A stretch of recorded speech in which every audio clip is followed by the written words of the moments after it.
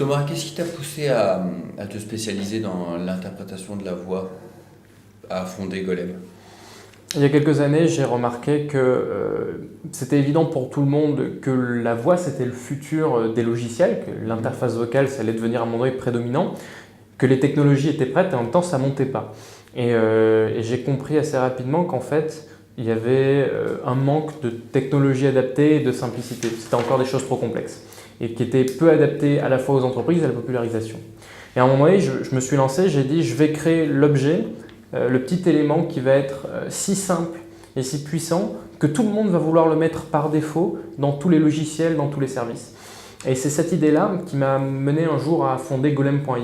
Moi j'ai une particularité, je viens du monde de l'ingénierie mais aussi de la philosophie. Je suis quand même plus ingénieur, mais j'ai fait des études de philo dans lesquelles je me suis intéressé à beaucoup de choses, en particulier à la linguistique.